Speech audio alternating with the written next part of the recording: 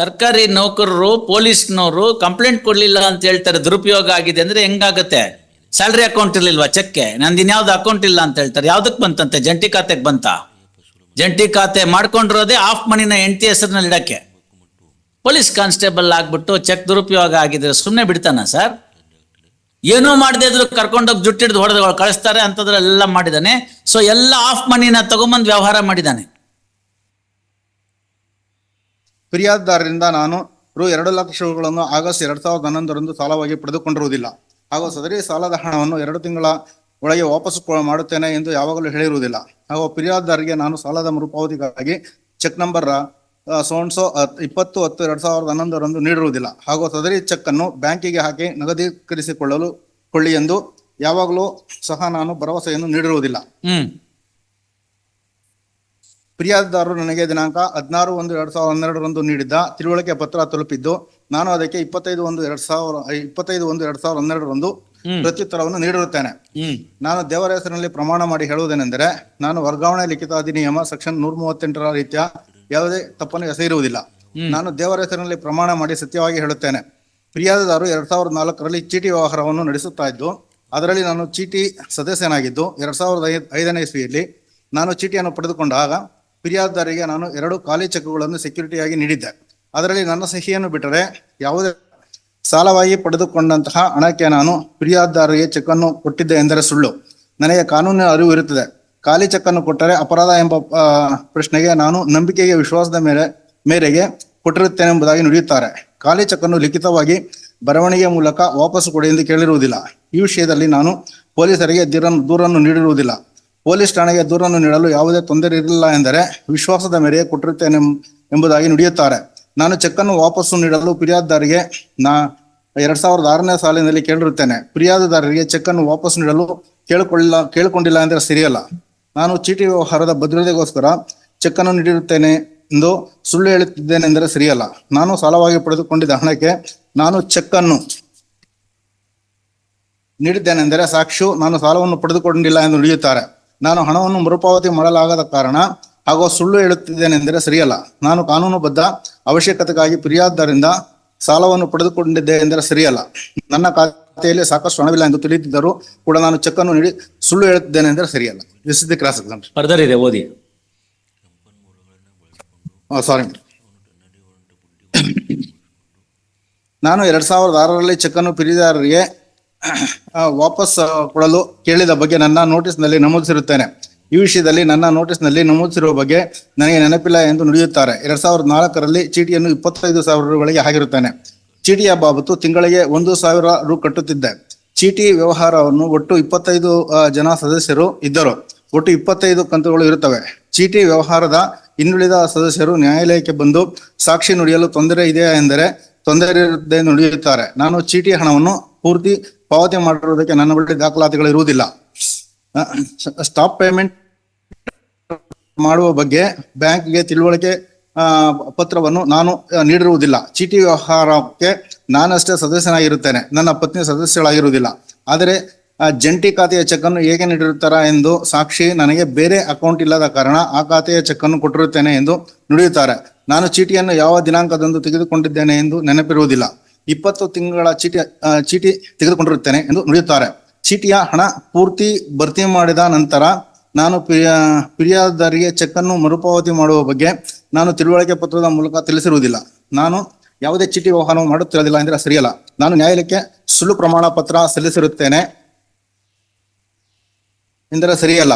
ಫಿರ್ಯಾದಿದಾರರಿಗೆ ಸುಮಾರು 3 ಬಾರಿ ಚೆಕ್ ಅನ್ನು ವಾಪಸ್ ಕೊಡುವಂತೆ ಕೇಳಿರುತ್ತೇನೆ. ನಾನು ಫಿರ್ಯಾದಿದಾರನ ಚೆಕ್ ಅನ್ನು ಹಿಂತಿರುಗಿಸುವಂತೆ ಕೇಳಿರುವುದಿಲ್ಲ ಎಂದರೆ ಸರಿಯಲ್ಲ. ಫಿರ್ಯಾದಿದಾರರು ನನ್ನ ಚೆಕ್ ಅನ್ನು ದುರುಪಯೋಗಪಡಿಸಿಕೊಂಡಿಲ್ಲ ಎಂದರೆ ಸರಿಯಲ್ಲ. ನಾನು ಫಿರ್ಯಾದಿದಾರರಿಂದ ಪಡೆದುಕೊಂಡ ಚೆಕ್ ಅನ್ನು ನೀಡಿರುತ್ತೇನೆ ಎಂದರೆ ಸರಿಯಲ್ಲ. ಸದರಿ ಚೆಕ್ ವ್ಯವಹಾರಕ್ಕೆ ಸಂಬಂಧಿಸಿದ್ದಲ್ಲ, ಚೀಟಿ ವ್ಯವಹಾರಕ್ಕೆ ಸಂಬಂಧಿಸಿದ್ದಲ್ಲ ಎಂದರೆ ಸರಿಯಲ್ಲ. This is the class. ಈಗಲೂ ಕಂಟಿನ್ಯೂ ಆಗ್ತಾರೆ ಪೊಲೀಸ್ ಕಾನ್ಸ್ಟೇಬಲ್ ಆಗಿ ಅವರು. Now is retired. ಪೆನ್ಷನ್ ಬರ್ತಿದ್ಯಾ? ಪೆನ್ಷನ್ ಬರ್ತಾರೆ. ಕಟ್ ಮಾಡಿಸ್ಬೋಣ ಬಿಡಿ. Keep your client present. Whether he has disclosed this his service that he has entered into a chiti vyavahara. Choice is yours. ACR ಅಲ್ಲಿ ತೋರಿಸ್ಬೇಕು, ಚೀಟಿನಲ್ಲಿ ಹಾಕಿರೋದು ತೋರಿಸ್ಬೇಕು, ರೀಪೇಮೆಂಟ್ ಮಾಡಿದ್ದನ್ನು ಚೆಕಲ್ಲಿ ಮಾಡಬೇಕು, ಇಲ್ಲರ ಅವ್ರ ಅಕೌಂಟಲ್ಲಿ ತೋರಿಸ್ಬೇಕು, ಅವ್ರು ಇದಕ್ಕೆ ಹೇಳಬೇಕು, ಹೈಯರ್ ಅಪ್ಸ್ಗೆ ಹೇಳಬೇಕು, ಡಿಪಾರ್ಟ್ಮೆಂಟ್ಗೆ ಹೇಳಬೇಕು, ಇಲ್ಲದರೆ ಲಂಚದ ಹಣ ಅಂತ ಆಗುತ್ತದು. Choice is yours. ಇಲ್ಲ ಕೊಡ್ತೀನಿ ಅಂತಂದ್ರೆ ಕೊಡಿ, ಅದೇನ್ ಬೇಕೋ ನೋಡಿ ವ್ಯವಸ್ಥೆ ಮಾಡೋಣ. I leave it to our answer consider. ಬರ್ಕೊಳ್ಳಿ. Worships can consider.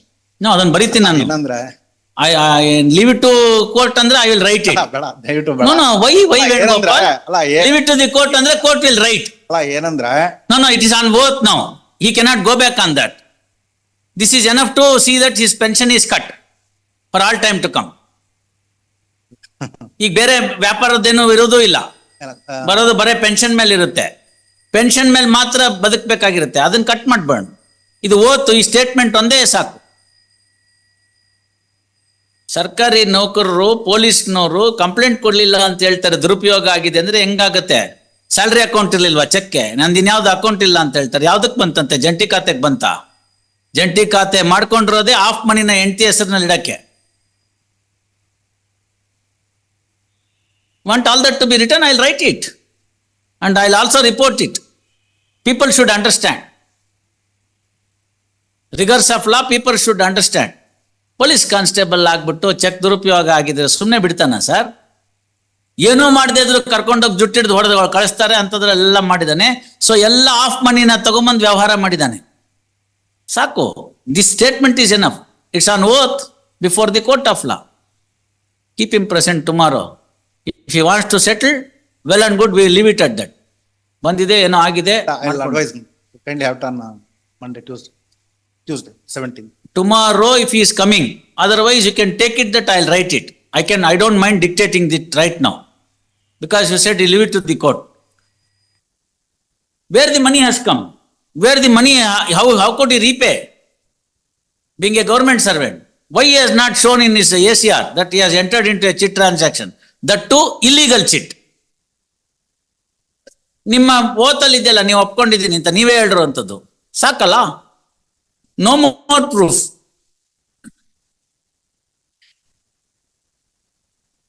Statement made on oath in order to get an order of acquittal is enough. You cannot wriggle out.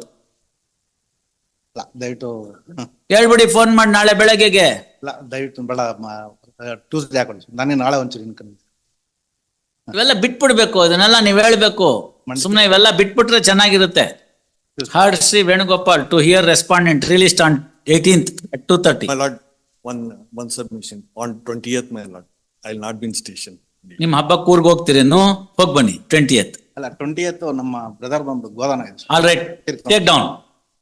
Take down. 20th ಆದ್ಮೇಲೆ ಯಾವತ್ತಾದ್ರು Take down tomorrow or right now the order. Don't keep on saying ಅವತ್ತಿಲ್ಲ ಇವತ್ತಿಲ್ಲ ಅಂತ ಹೇಳ್ಬೇಡಿ. ಇವಾಗ ಮಾಡೋದಾದ್ರೆ ನಾಳೆ ಕರ್ಕೊಂಬನ್ನಿ, ಇಲ್ದ್ರೆ take down.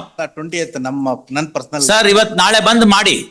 You keep him present, argue the matter tomorrow. ಇಲ್ದಾರ ಈಗ ಬರೀತೀನಿ ನಾನು. ಏನ್ ಆಟ ಆಗೋಯ್ತಾ ಕೋರ್ಟ್ ಅಂದ್ರೆ? You keep him tomorrow. Otherwise, you can be rest assured that his pension will be cut tomorrow. ಅಯ್ಯೋ ಪಾಪ ಅಂದ್ರೆ 6 ತಿಂಗಳ ಆಯಸ್ ಕಡಿಮೆ.